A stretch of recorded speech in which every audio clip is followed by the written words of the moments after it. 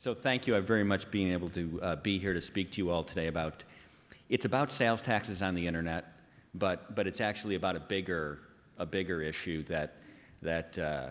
and that's the size and scope of government in the internet age. So I did bring notes. I'm not sure if I'll actually follow them. So if I get a little incoherent, that probably means I'm not following my notes.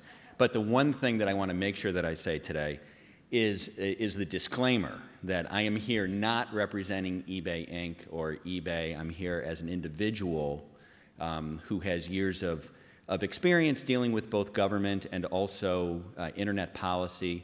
But it is as an individual, and nothing I'm saying is authorized by eBay. And in fact, if it was, it wouldn't be probably nearly as entertaining for all of you. So the issue is internet sales taxes, and you've probably heard about it. It actually was a front page kind of story for the first half of this year, whether or not there's going to be an expansion of sales taxes on the internet. And all by itself, that's an important topic. It's a big tax increase. It would be a tremendous expansion of government on the internet. But the reason to me why it's so important, and what I'd like you to all take away today, is the fact that it's really the frontline issue on the size and scope of government in the internet age. And that really matters because, number one, the internet's here, it's not going away, and it's a global phenomenon. And number two, the issue of the size and scope and power of government, well, that's really what liberty's all about. That's why talking to Campaign for Liberty about this and to talk to all of you, it's because how powerful government is actually, that's like the timeless question in political discourse. Like, how powerful is government going to be? And folks who believe in liberty believe that government shouldn't just be inexorably more powerful all the time, but that it's really individuals who have rights and liberty that really matter. And so I think we are all about the idea that government is limited. And the sales tax on the internet fight is really about more than just taxes and more than just spending, although it is about that stuff. It's actually about power. So I wanted to go into that a bit. Like I said, sales taxes on the internet is a tax and spend issue. States want more money to spend. They want to tax more. And they look at the fact that people use the internet to buy things, and sales taxes are often not collected if the seller isn't in the state where the buyer is, and they see money, that's theirs. They believe that's their money. And so they want to change the law so that they can get that money and spend it. So it's tax and spend. Now, most of you probably think that the best way for states to deal with their issues is not to figure out a way to find more money, but maybe to actually, reform how they do business to be more efficient. But it's always been a tax and spend issue. Another reason why it's a really problematic issue, and I think you all probably would agree, that when business is lobbying to tax their competitors or regulate their competitors, that's a bad thing.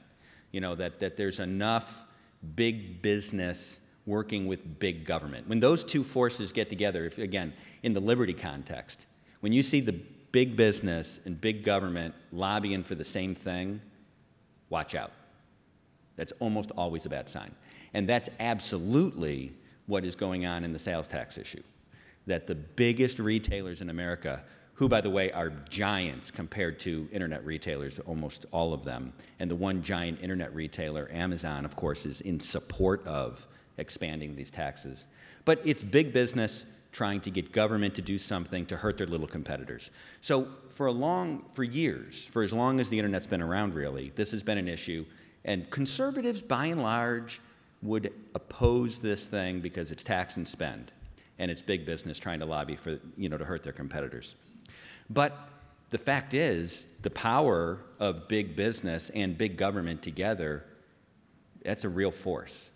And they were winning the fight earlier this year. But what I think is turning the tide in this battle, And, you know, the first panel here was saying part of becoming an activist is you learn that everybody thinks that their issue is the most important. So really my speech is about the fact that they're totally right. I think my issue is the most important, and that you folks ought to care more about this than almost anything else. But I'm going to explain why I'm actually right. It is the most important, or just about the most important, and you ought to have this at least on your top 3.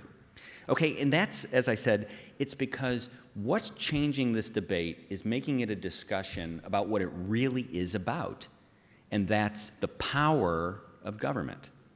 And this issue, how powerful is government, who can government tax, raises some really important questions. Question number 1, what is the power to tax? It is one of the fundamental powers of government. And it's not like when government is going to tax someone that they ask for the money, and if you pay, it's great, and if you don't pay, that's no problem. Because if you don't pay your taxes, the government actually has the right to come and knock on your door, and someone with a badge can actually take your money.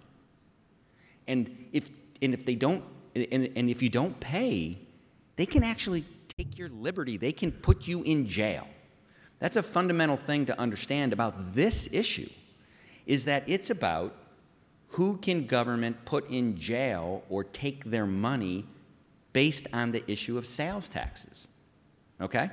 And forever, and this is even obviously before there was even a U.S. government, because the concept of taxation without representation, you know, talk about fundamental political principles and individual liberty and those things, you know, they fought the revolution over that concept.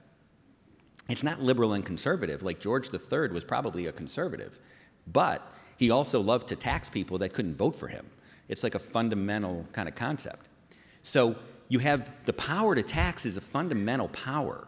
It's a power to tax, like the power to regulate. These are the powers of government.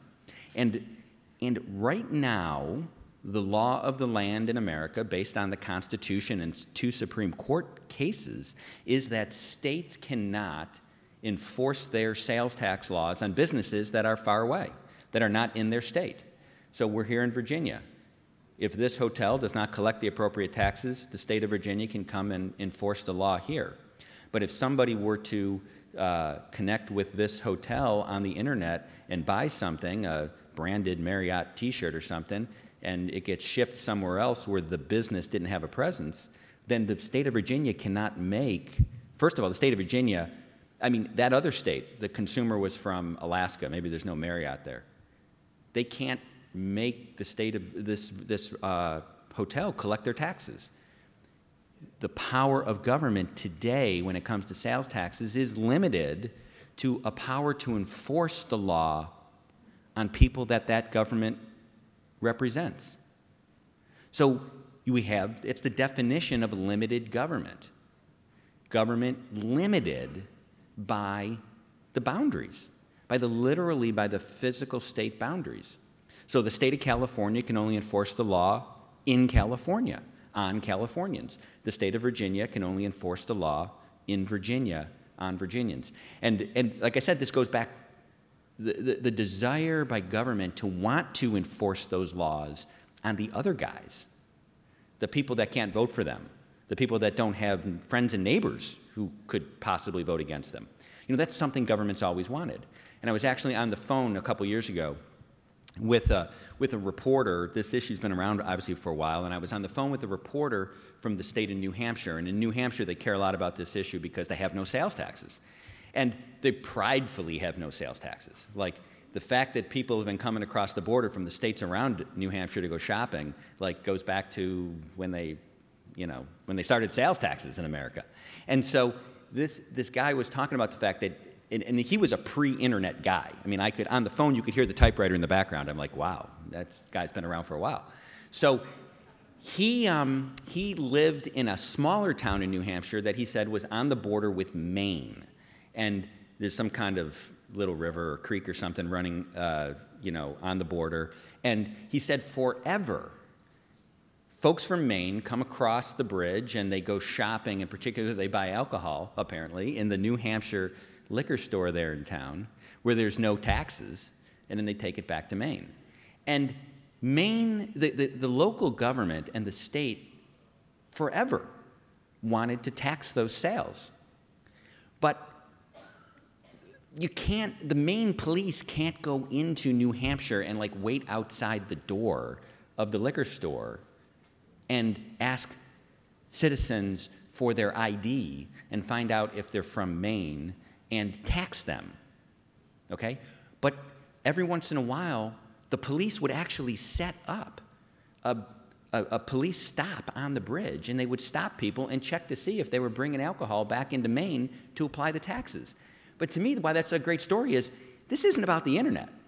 This is about the power of the police to do that kind of thing. And in Maine, they can do it in Maine. Like, what they can't do is they can't do it in New Hampshire.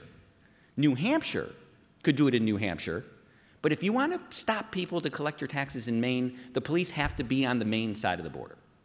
And really all this sales tax on the internet issue is about is, are we going to give state government the power to effectively put their tax enforcers, put their police in all the internet retailers around the country and enforce the law on them instead of enforce the law in their own states? And I think that's the best way to think about why it's not about the internet, it's about the power of government to collect taxes. It's about power. And honestly, I think this issue is one where if you ask conservatives, or you ask people, and you want to find out if they're conservative, it's not that you ask them what they think about taxes. Because I think, as we've seen, taxes, I think, are a little bit less popular than more taxes. Like, lower taxes are a little more popular. But it's depressingly not like an overwhelming majority of Americans would simply react to the fact that we should have lower taxes. It's like, it's unfortunately kind of 50-50. And even among conservatives, because then it gets into what's the money going to be spent on, and if it's more for this or more for that, maybe they think it's okay. But if you ask the basic question, does government do enough or too much, or do we need government to do more? Almost everyone who's actually a conservative would believe government does too much, should not be doing more, that limited government is, in fact, the thing that unites conservatives. And that's why this issue matters. Now, like I said, it doesn't just matter because it's a tax and spend thing today. It's because it's about the future. It's about the fact that, are we going to have the U.S. government say that because the internet is so global, because the internet lets everybody go everywhere without jumping in their car and actually driving there, you can just go there on the internet, is that going to be the excuse to say that correspondingly government can go and enforce their laws and taxes and regulation everywhere? So does the global internet mean we need global government enforcement of everything? And let me tell you, once you start by the fact that you're saying, yes, California now will be able to enforce their sales tax law on businesses everywhere, and Illinois, and all these blue states, trust me, they're all lining up, except Delaware, where they don't have sales taxes, and they're so blue that their 2 senators actually voted yes on sales taxes on the internet, and they don't even have sales taxes.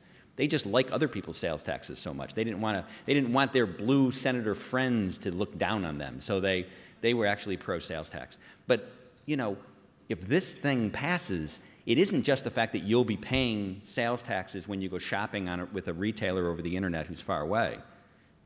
It's more important that if you are ever an entrepreneur using the internet, that every one of these states will be able to target you to enforce their law. And if you don't do it, again, it isn't the consumer who didn't pay the tax and is in trouble with their elected official, their police, their version of the IRS. It's actually you.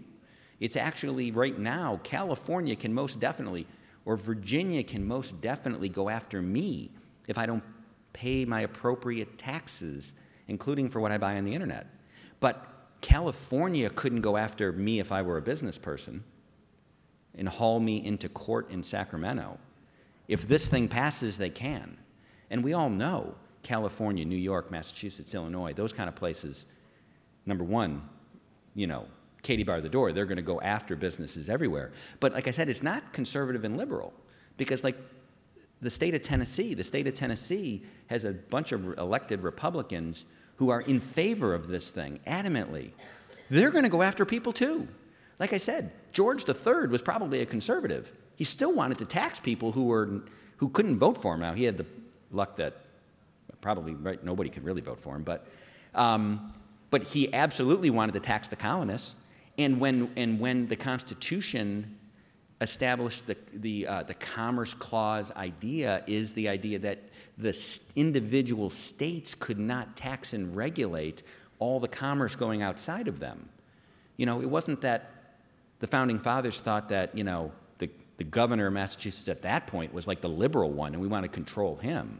I mean, they understood that it's not liberal and conservative, it's the fundamental, give government the right to tax people that they don't represent, that they can't vote for them, and you empower more powerful government. So it's power grab. And it's a power grab on the internet, and the internet's not going away. And so of all the issues that you all are thinking about, this, I think, is one that big picture, 10 years from now, what's going to matter for the size and scope and power of government, this is the one that really matters, because this is about how powerful fundamentally government's going to be. And once the U.S. government says, oh yeah, it's perfectly fine for Texas and Tennessee and California and New York to start taxing and regulating everybody because the internet allows those folks to go in and do business in their state, we know that France and China and Brazil and everybody is going to be right in line. There's no intellectual limit.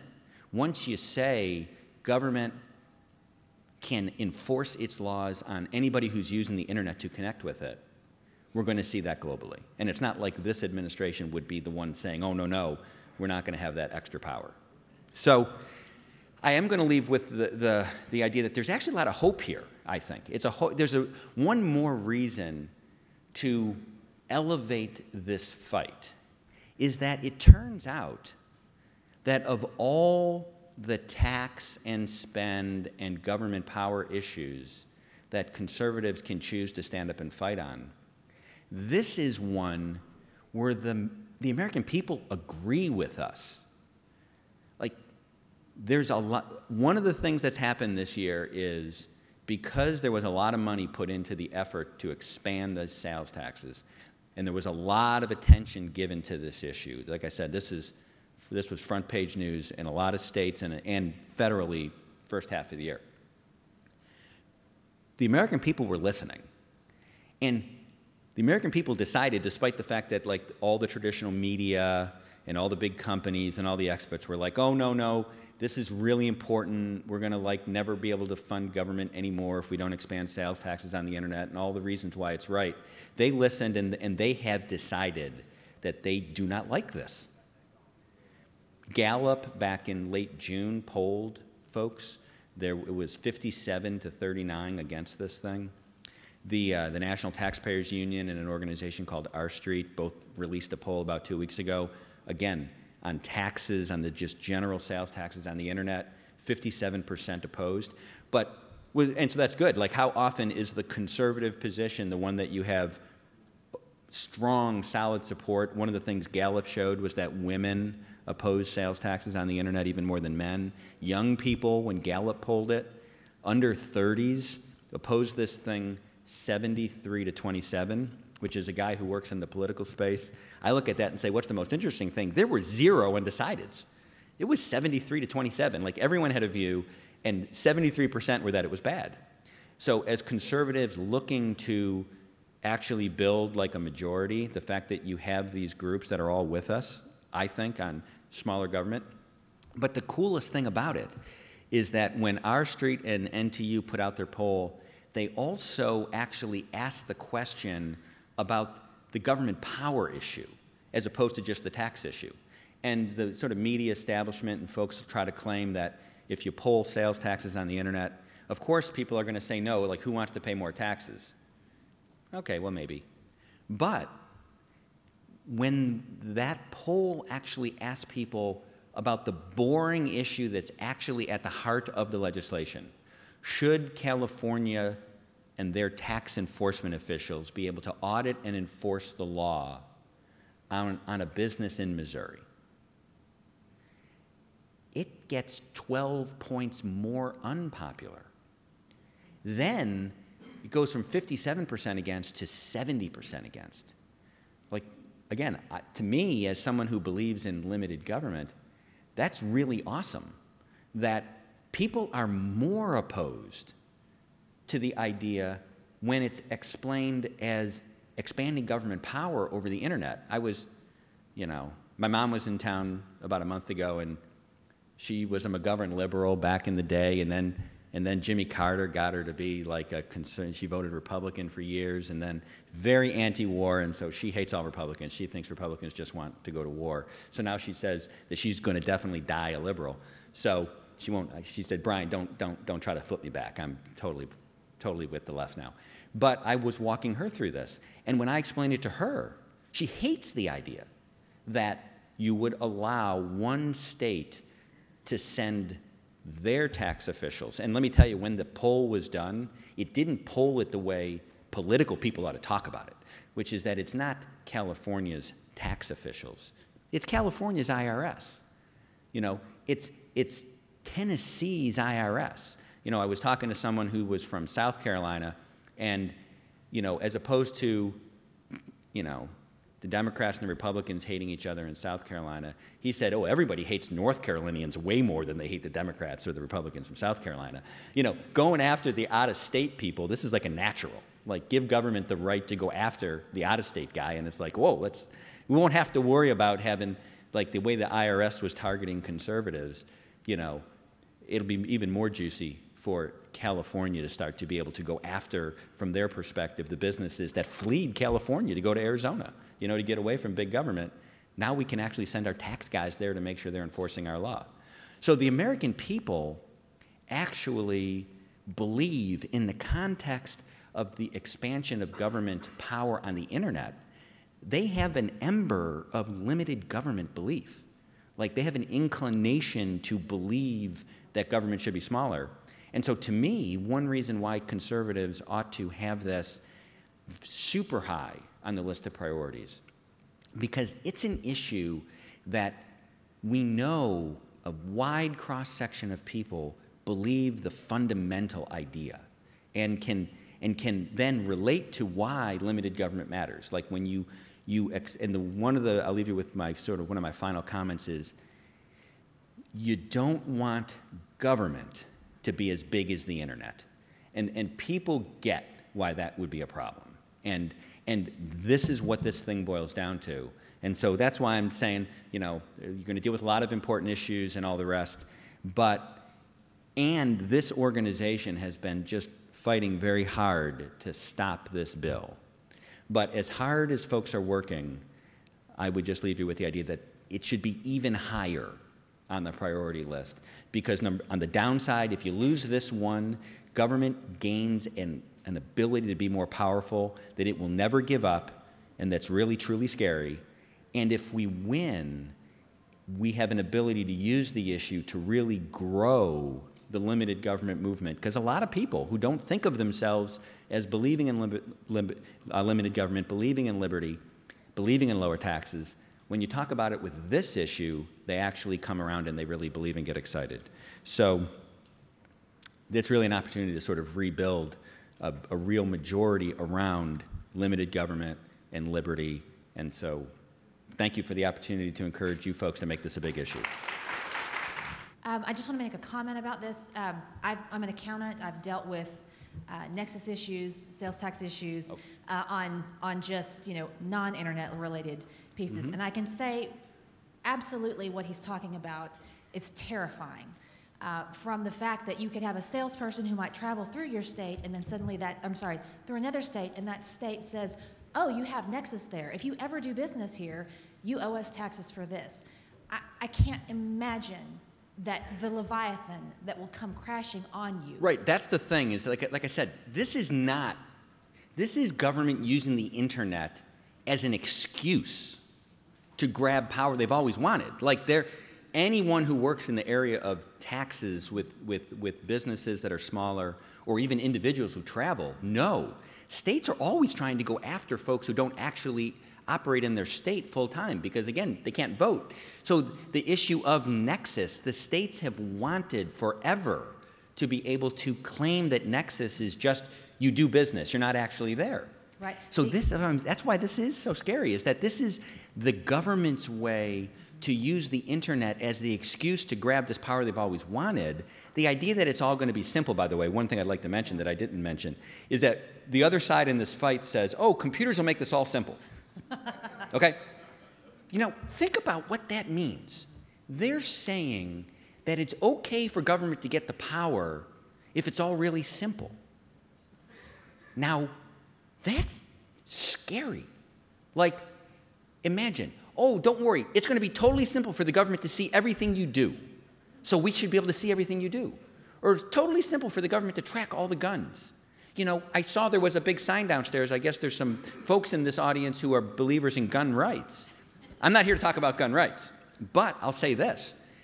The idea that it's okay for the government to get more power because computers make it simple, again, that's why this is about limited government in the internet age. Trust me, computers can make everything more simple.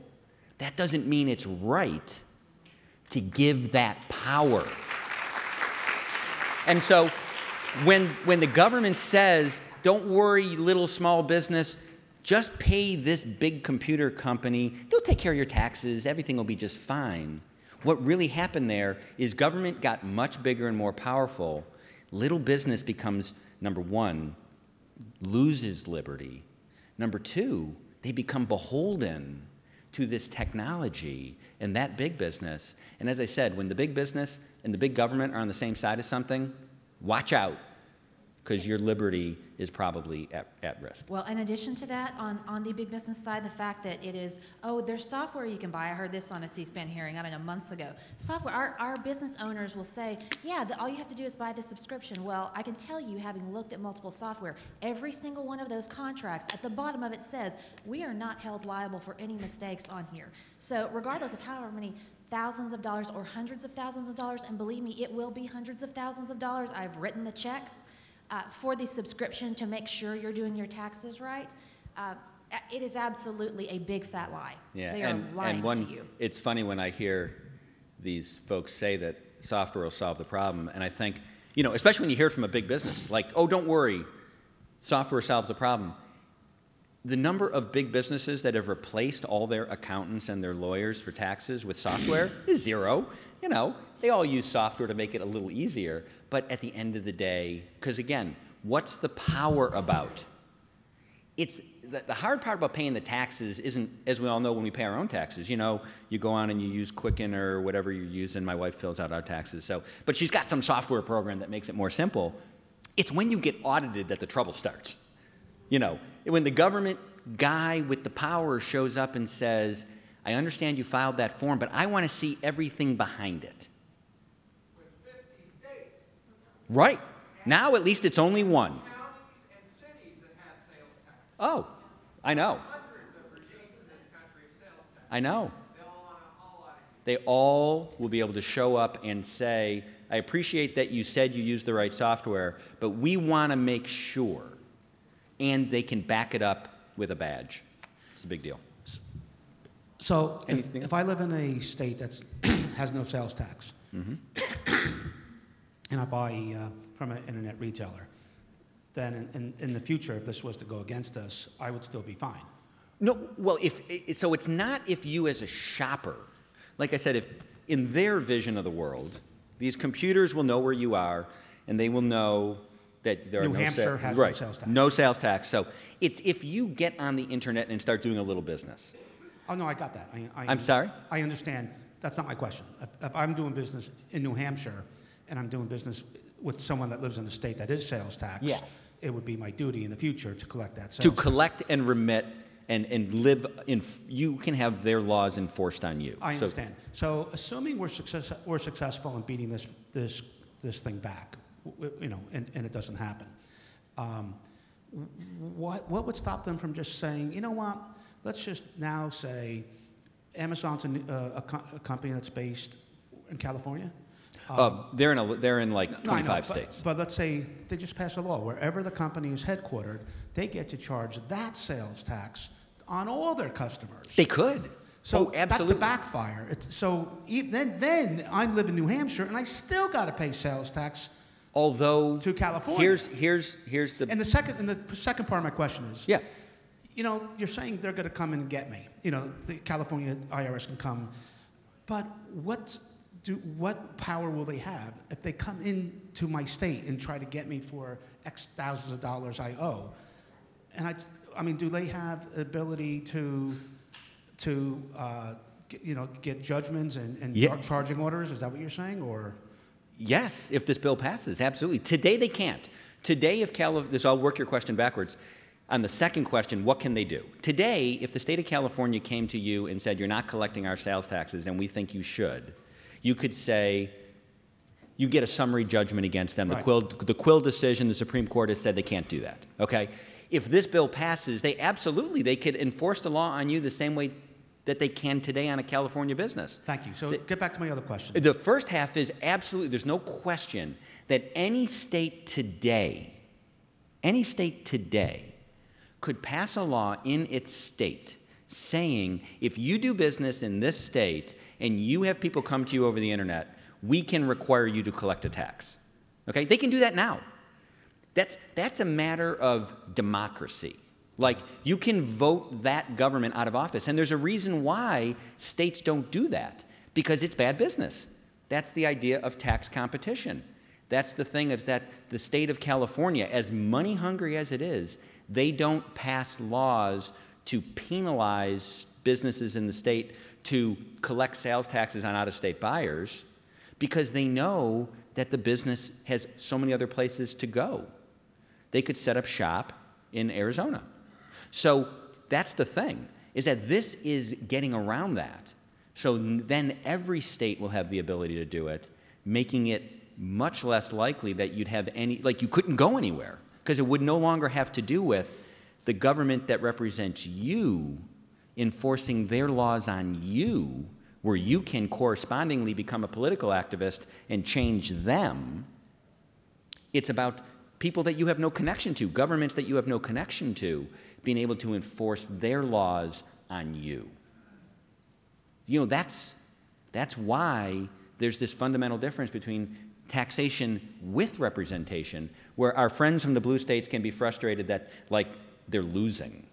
Well, okay, they're losing right now, but they're here because they think someday they can be winning, and they could change the government and have lower taxes and have less regulation. When you have taxation without representation, then you're just in trouble, because you don't have the right to organize, and you can't change the government. You know, I had somebody wrote a recent article, and they said, oh, they can hire lobbyists. Like, little businesses, individual people are going to hire lobbyists in Sacramento to try to get the state of California to not, like, screw businesses that are out of state? That's a joke. That's why it's a fundamental government power issue, and I would encourage all of you to look at it in that light and realize that this is not one that can be lost. It's not about an extra couple of dollars you might spend online. This is about how big government's going to be and how powerful it will be in the future. So, thank you very much.